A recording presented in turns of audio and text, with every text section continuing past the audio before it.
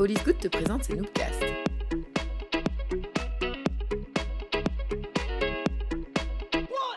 Salut, c'est Flo de All is Good. Tu t'apprêtes à écouter un Noobcast, l'enregistrement live d'une présentation d'une de nos Noob Nights. La Noob Night, c'est un concept de soirée sur Bruxelles où plusieurs personnes viennent nous partager leur vision de la vie. Notre objectif, c'est de donner la parole à des individus aux expériences diverses et variées dans un moment de bienveillance. En écoutant les Noobcasts, tu pourras découvrir une multitude de pensées, certaines auxquelles tu adhéreras, d'autres moins. Et c'est d'ailleurs le principe, la parole des intervenants et des intervenantes leur appartient, et All is Good n'en est pas responsable.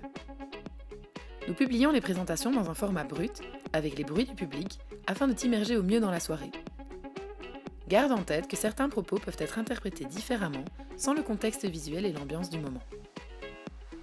Les intervenants et les intervenantes s'ouvrent à toi dans ce podcast, alors garde ton esprit ouvert lors de ton écoute. En attendant, spread the good vibes et all is good. On arrive à la dernière présentation de la soirée. Je vois des petites larmes à gauche à droite. J'ai pas mes lunettes, mais je suis sûre qu'il y en a. Alors, est-ce que vous êtes prêts pour la dernière présentation de la soirée ? Alors, on recommence. Est-ce que vous êtes prêts pour la dernière présentation de la soirée ? Voilà. Ok, on préfère ça. Alors, donc, la dernière présentation de la soirée, elle va être donnée par Kim. Ah, bonjour Kim. Alors, Kim, petite anecdote croustillante qui me vient pas du tout d'une personne assise dans cette salle. Elle, apparemment, c'est quelqu'un de valeur puisqu'elle prépare des cakes aux fenouilles en masse. On adore les cakes aux fenouilles. Pourquoi c'est important comme information ? C'est parce que Kim, elle est très axée sur tout ce qui est écologie. Et donc, du coup, elle prend des espèces de... Comment est-ce qu'on appelle ça ? Des cajots ? Des paniers, voilà, c'est ça. Moi aussi, j'ai eu 2-3 verres de vin. Donc, on prend des paniers. Kim prend des paniers. Et donc, avec ce qu'elle a dans ses paniers, elle fait des cakes. Et apparemment, elle fait des cakes aux fenouilles. Mais ça n'a rien à voir avec ce dont elle va parler ce soir, puisqu'elle va parler de participation culturelle. Oui, de participation culturelle. Et d'interactivité des musées. Alors, comme dernier sujet, on va essayer de s'élever au niveau culturel et intellectuel. C'est génial. Donc, connectons nos neurones et écoutons Kim, ça va ?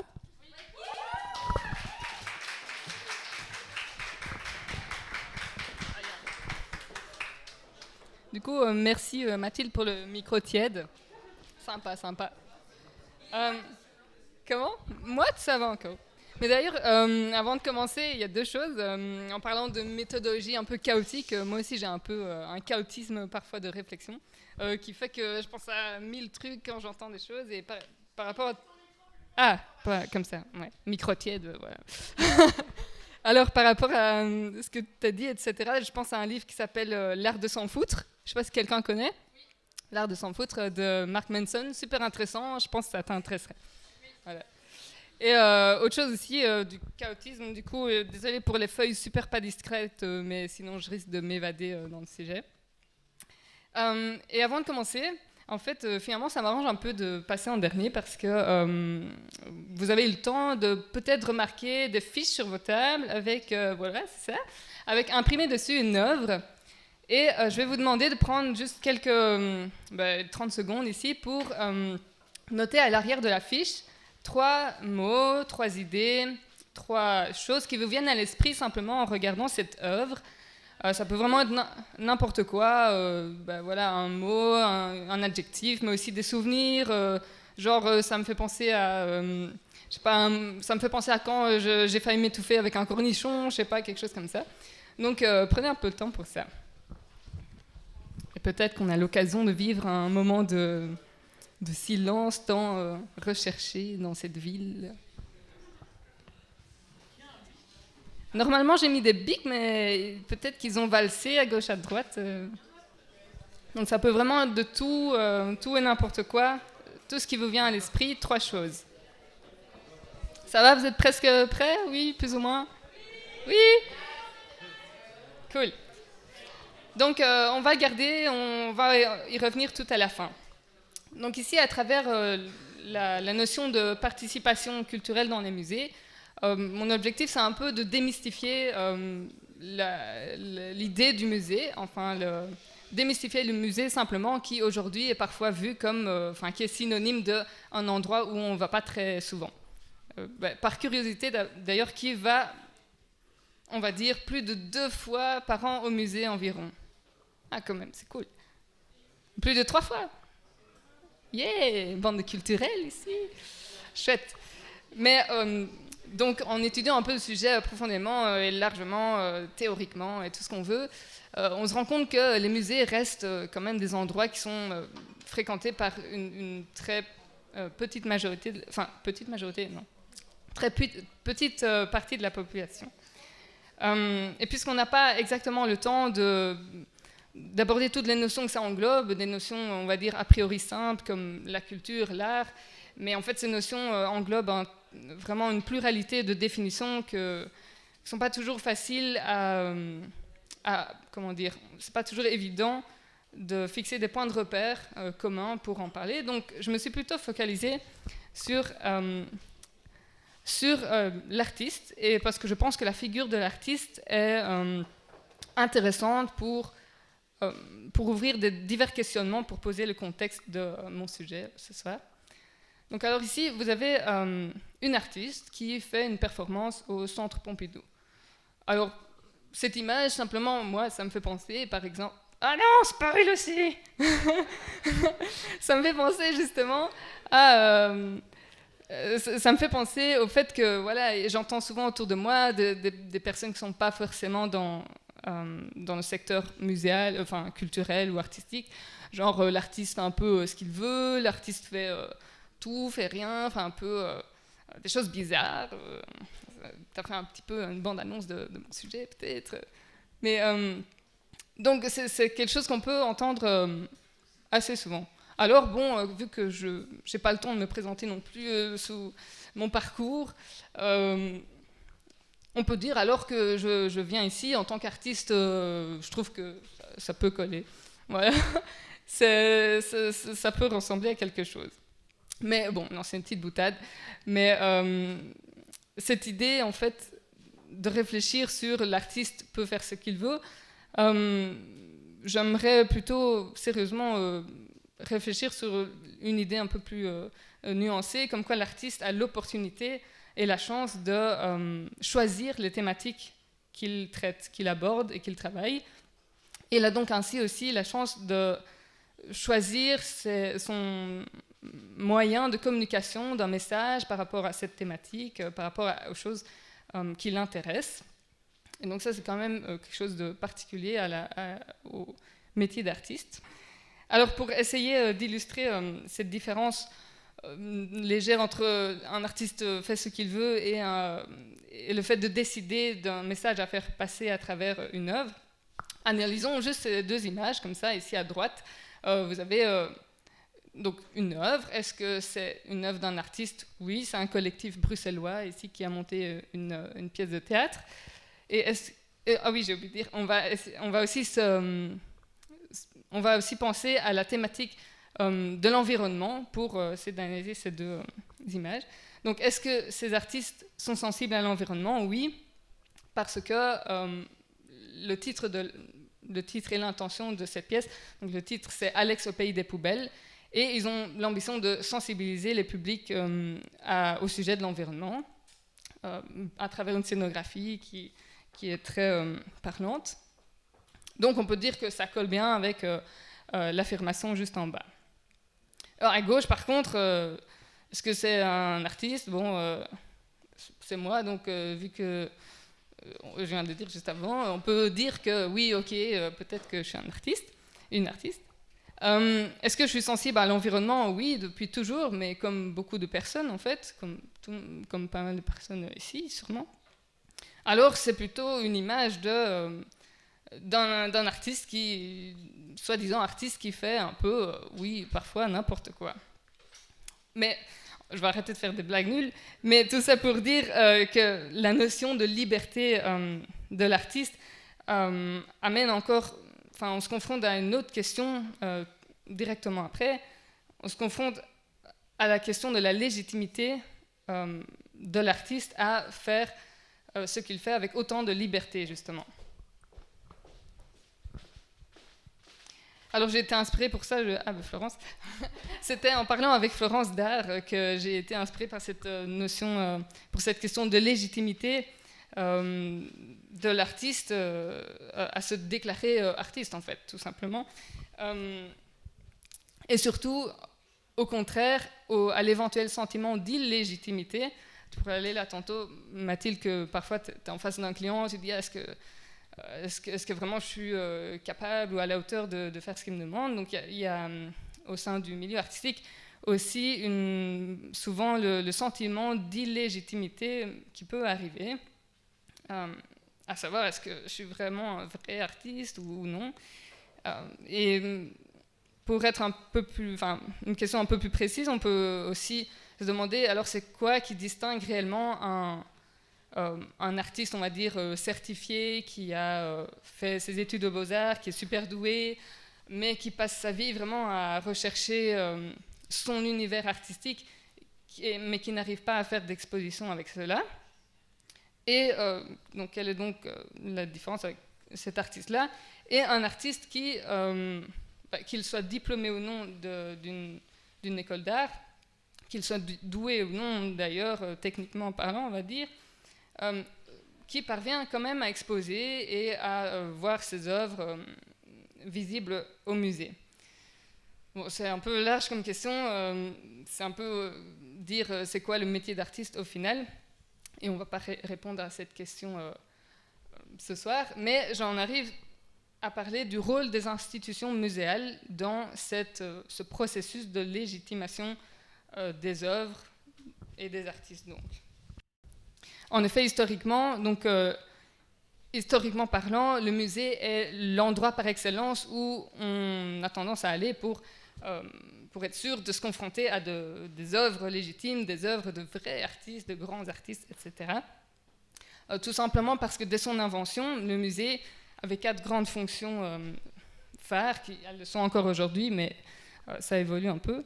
Donc, il y a la fonction de conservation de collection, et donc la conservation d'une mémoire collective, d'une mémoire de société. Il y a sa fonction d'exposer ce savoir, ces collections et ces mémoires du passé, pour le transmettre donc à des publics. La recherche scientifique qui permet donc d'étudier le patrimoine du passé, et enfin une fonction d'éducation, d'instruction des publics. Mais tout de suite, on peut se rendre compte que cette définition, ce fonctionnement du musée est très pyramidal. Finalement, ça incarne un peu le fait qu'il y a une minorité de professionnels qui s'occupent quelque part d'homologuer la culture dite légitime. Et c'était tout à fait le cas. C'était tout à fait le cas du secteur muséal avant les années 70.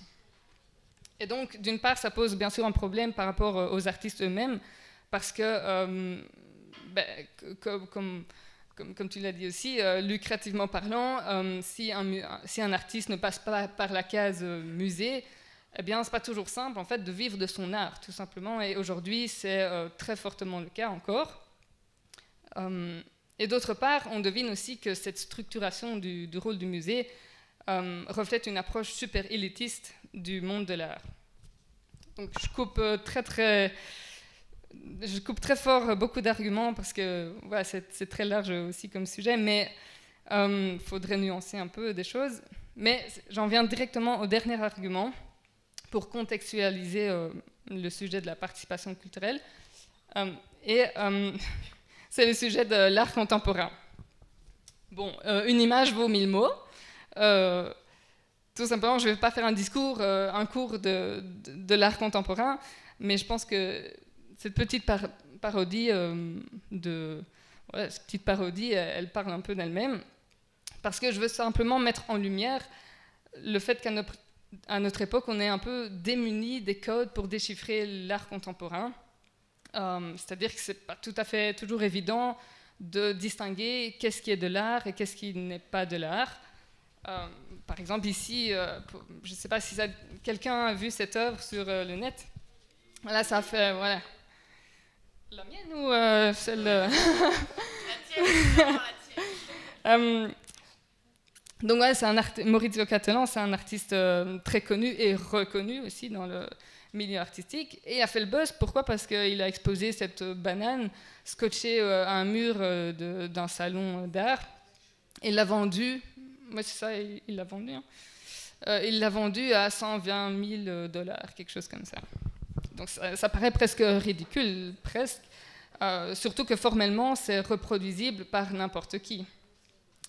Donc, je veux juste dire ici que l'art contemporain n'est pas à blâmer en soi, mais ça contribue fortement à renforcer l'écart entre des publics, les publics, les citoyens, et le secteur de l'art, et donc aussi les musées. Et même d'ailleurs, les musées, si on se dit, oui, alors du coup, j'ai envie de faire confiance au musée, puisque historiquement, il légitime ce qui est de l'art, j'ai envie d'aller au musée pour reconnaître, donc voir de l'art. Mais en fait, il y a un problème d'un autre ordre encore, c'est qu'on n'est naturellement pas armé pour décoder de l'art, comme je l'avais déjà dit au début, mais encore moins l'art contemporain comme ça, donc au fond. On pourrait se demander alors, mais tout ça, c'est pas très joyeux, pourquoi est-ce que j'irais encore au musée alors ? Si c'est pour y trouver des choses que je comprendrais potentiellement ou probablement pas, si c'est pour trouver des choses avec lesquelles je me sens pas proche, ou si simplement trouver des choses qui ne m'intéressent pas du tout. Alors je fais souvent la comparaison avec un film, en fait, parce que la durée d'un film est quasi identique, on va dire, à la durée d'une visite d'expo. Mais quand on va voir un film, quand on regarde un film, on sait qu'on va être immergé dans un univers, dans une histoire, et qu'on apprécie ou non l'histoire, cette histoire, elle est susceptible de nous procurer des émotions fortes. Et aussi, accessoirement, on est relax dans un fauteuil ou n'importe. Tandis que par rapport à la visite d'expo, on peut assez rapidement se dire, penser et appréhender cette chose, comme quoi on va être seul face à des contenus sans contexte, d'où dans le jargon on dit le white cube, parce que c'est totalement aseptique parfois des salles de musée, et donc ça ne nous apporte pas forcément des émotions, et en plus il faut faire un effort physique, il faut déambuler, etc., et un effort intellectuel. Donc on disait good vibes, mais tout ça c'est pas très positif comme cadre du secteur muséal. Mais on arrive donc au cœur du sujet, parce que face à ce constat, cette réalité, les musées ont commencé des démarches de démocratisation de l'art, démocratisation culturelle dans les années 70-80. Alors, donc vraiment, l'objectif, c'était de rendre l'art plus accessible à un plus grand nombre de gens, de personnes. Et donc, c'est passé par l'interactivité des contenus d'exposition, donc on va dire des dispositifs beaucoup plus légers, beaucoup plus axés sur l'aspect ludique d'une présentation de sujets. C'est passé aussi par, on appelle ça comme ça aussi, la Disneylandisation d'un sujet. Donc, par exemple, ici à gauche, je pense qu'on ne voit pas très bien avec la lumière, mais en fait, ce sont des énormes projections d'œuvres de Van Gogh dans une ancienne carrière, donc sur d'énormes murs en pierre. Et donc, voilà, là, les musées ont vraiment, dans cette démarche misé sur l'émerveillement, sur l'expérience que pourrait ressentir le visiteur face à du contenu artistique. Parce qu'évidemment, ici, ça dénaturalise complètement la force de l'original, des originaux d'un artiste. Mais voilà, on mise sur ce sensationnel. Mais force est de constater qu'actuellement, en fait, toutes les tentatives sont bien sympas, et finalement les musées sont effectivement plus interactifs qu'avant, et pas seulement dans les contenus d'expo, mais aussi, voilà, ils sont très actifs dans l'événementiel, etc. Donc font effectivement beaucoup d'efforts là-dessus. Mais force est de constater que les publics ne sont toujours pas diversifiés, enfin pas autant diversifiés qu'on le désire dans ce secteur. Et donc pas vraiment plus attractif pour une grande majorité de la population. Et du coup, encore plus récemment, il y a des vaillants acteurs du monde culturel qui se sont intéressés, qui ont introduit la notion de démocratie culturelle. Et donc cette notion transforme les objectifs d'accessibilité à l'art en objectifs d'appropriation de l'art par tous.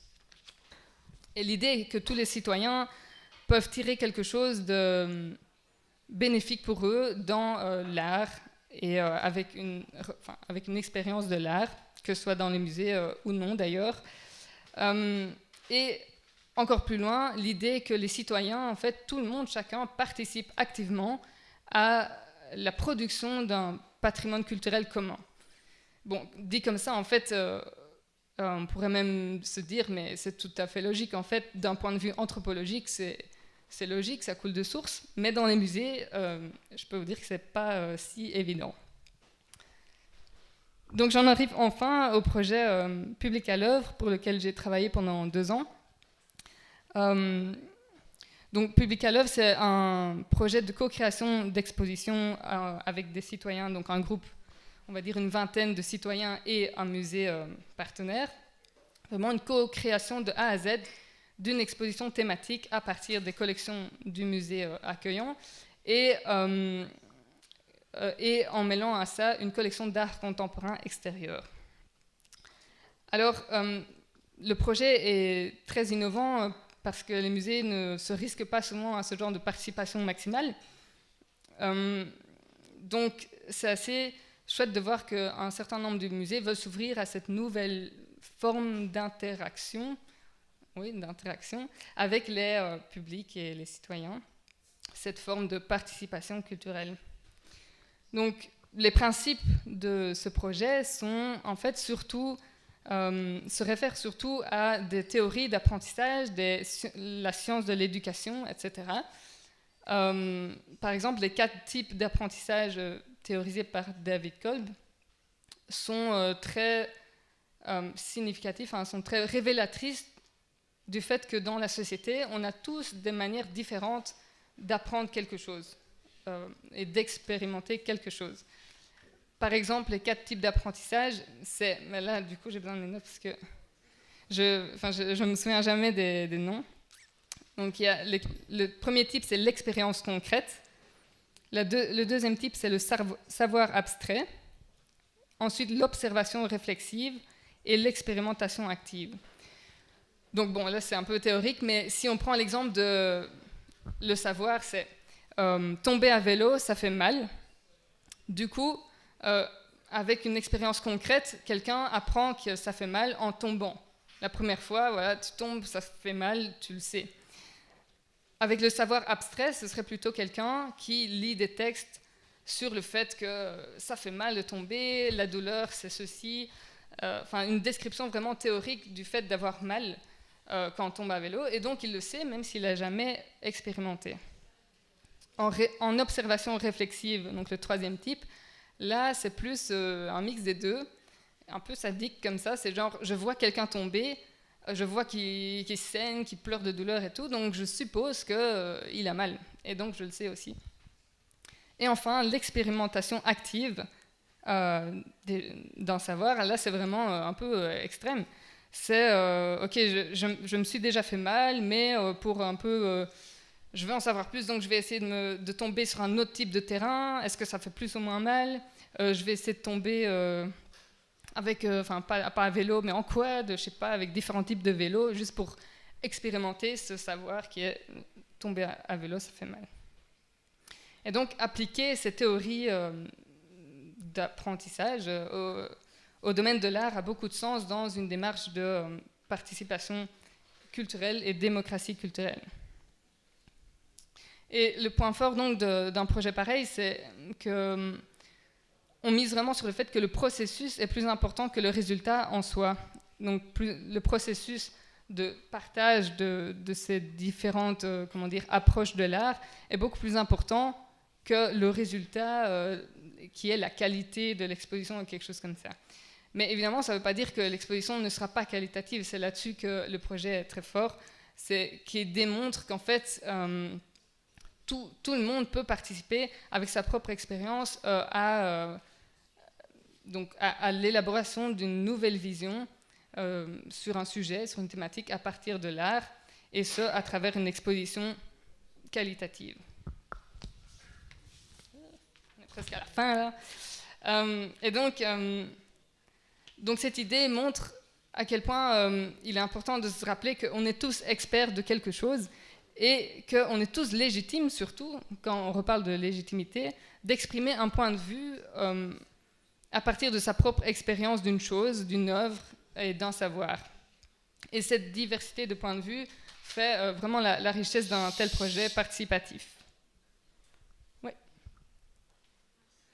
Ici, c'est vraiment un exemple d'exercice qu'on fait dans Public à l'œuvre.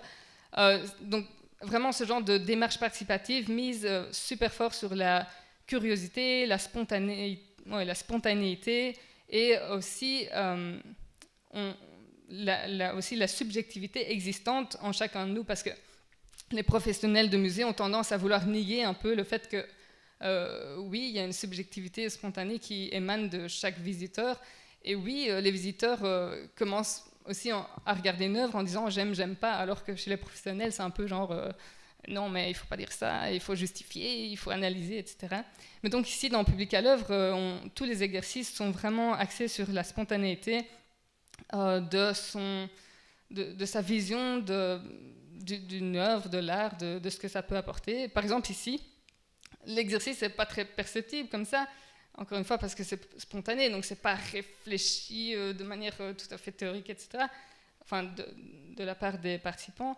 Mais ici, on avait demandé, vous avez 2 minutes pour vous mettre à côté d'un objet ou à côté de quelque chose qui est en phase avec, en phase avec vos vêtements ou comment vous êtes habillé, quoi.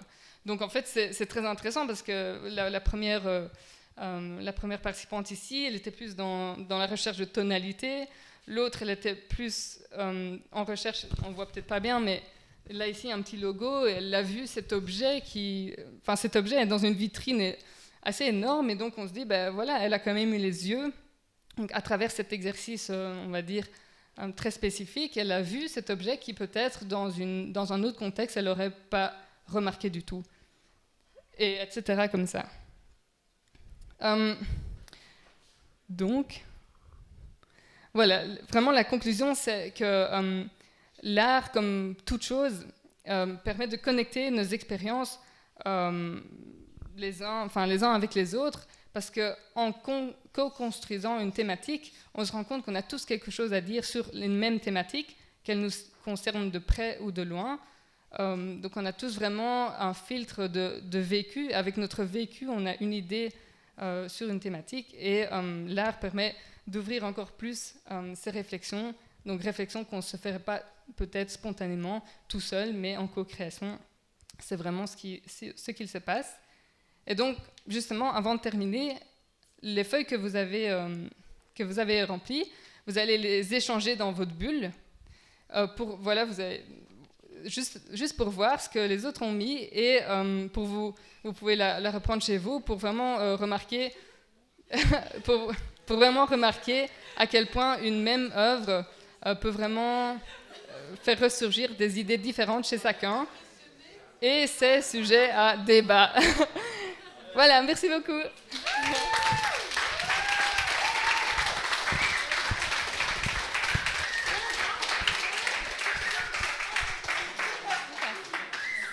Merci beaucoup Kim pour ton exposition. Est-ce qu'il y a des questions dans la salle ?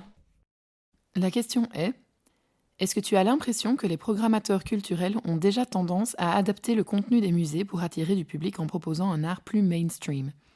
Quels en seraient les dangers ?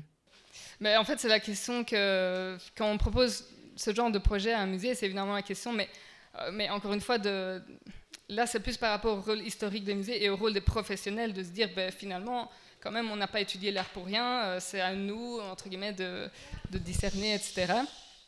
Mais en fait, ce genre de projet n'est pas un remplacement à la fonction du musée ou la fonction du professionnel, on va dire, mais c'est juste une expérience citoyenne et de démocratie aussi, parce qu'au final, de nouveau, je coupe vraiment court beaucoup de choses, mais l'idée principale, c'est de voir ce qu'une collection, ou même des objets, parce qu'on fait beaucoup d'exercices avec des objets quotidiens de tous les jours, pour voir à quel point on est capable d'interagir avec un contenu, quel qu'il soit en fait. Et donc l'idée, c'est pas d'essayer de définir ce qui est mainstream, ce qui n'est pas mainstream, mais c'est de vraiment voir, on parle beaucoup d'empowerment dans ce genre de discours, de notions, qui a nuancé aussi, mais l'idée c'est vraiment comment nous, chacun, on s'approprie quelque chose, en l'occurrence de l'art, un sujet, etc., pour raconter soi-même quelque chose, pour se sentir légitime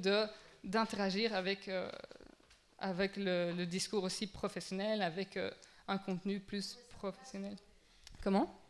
Oui, pour être vraiment acteur vis-à-vis de l'art et pas juste, comme on a dit, plus l'art contemporain, on pourrait beaucoup se dire, on subit un peu, quoi. Ouais, l'histoire de la banane, c'est bon, oui, mais bon, si c'est comme ça, moi je bouge la chaise ici, comme ça, moi aussi je suis un artiste et tout. Donc il y a beaucoup de notions à nuancer là-dedans aussi pour se rendre compte de l'importance de ce genre de participation culturelle dans le secteur muséal, en tout cas. La question est, quel est ton artiste préféré et qu'est-ce qu'il t'évoque ? Mais en fait, ça me vient en tête comme ça parce que je n'ai pas réfléchi à cette question, mais parce que voilà, il y a tout aussi un courant aussi d'art engagé, par exemple, c'est un courant qui m'intéresse beaucoup. Et là, ça rejoint plus la réflexion de l'artiste décide des sujets qu'il veut traiter et donc transmettre un message sur des thématiques très fortes. Par exemple, Thomas Hirsch. Bon, ce Thomas, il traite beaucoup aussi de l'écologie, de l'environnement, etc., etc. Et ses œuvres sont particulièrement aussi parlantes, très, on ne va pas dire compréhensibles au premier abord forcément, mais très visuelles pour qu'un public ne soit pas non plus trop démuni, quoi. C'est pas, il ne propose pas... ce que j'aime pas trop, par exemple, c'est tout le type d'art qui vraiment lâche les visiteurs, enfin lâche des personnes à l'incompréhension totale, quoi. Si on n'a pas étudié l'art contemporain ou si on n'a pas eu des cours d'histoire de l'art, c'est très difficile tout simplement de faire face à des contenus qui parfois n'ont pas l'air d'avoir du sens. Voilà. La question est, es-tu déjà tombé sur des œuvres devant lesquelles tu n'as ressenti aucune émotion ? As-tu déjà regardé une œuvre différemment parce que tu avais compris quelque chose que tu n'avais pas compris avant ? En résumé, as-tu découvert un truc qui a changé ton regard sur l'art ? Ça touche deux choses peut-être. D'une part, je pense que simplement face à un contenu artistique ou non, d'office notre vision de quelque chose évolue. Enfin, même un film, justement, vu que j'ai parlé de film, un film, tu peux le revoir 10 ans après, tu te dis, mais en fait, j'aime plus du tout, ou j'aime mieux, etc. Et je pense qu'avec l'art, c'est un peu pareil. De plus, si on étudie quelque chose, évidemment, là, il y a beaucoup le rôle des guides et des explications aussi, qu'il faudrait aussi développer. Tout ça. Non, je ne suis pas guide, ni historienne de l'art d'ailleurs. Mais évidemment, les explications contribuent totalement à l'appréciation de l'œuvre d'un artiste contemporain. Mais c'est d'ailleurs, entre guillemets, aussi un peu le problème, parce que dès qu'on n'a plus de guide, du coup, qu'est-ce qu'on veut penser tout seul, en fait, d'une œuvre, quoi, inabordable. Et je vais dire quelque chose d'autre, mais...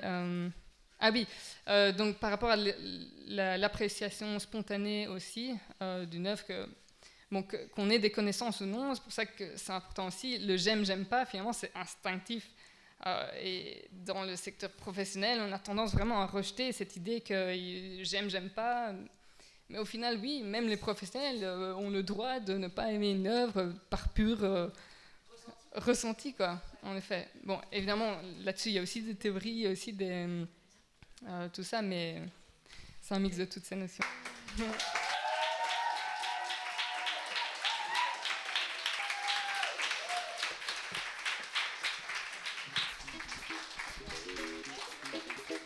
Tu viens d'écouter un Noobcast, l'enregistrement live d'une présentation d'une de nos Noob Nights. Et toi, si tu avais le micro, de quoi viendrais-tu parler ? Tu as aimé ce podcast ? Alors n'hésite pas à aller suivre notre page Facebook et notre page Instagram All is Good in Brussels pour ne rien rater de notre actualité. On t'envoie plein de good vibes.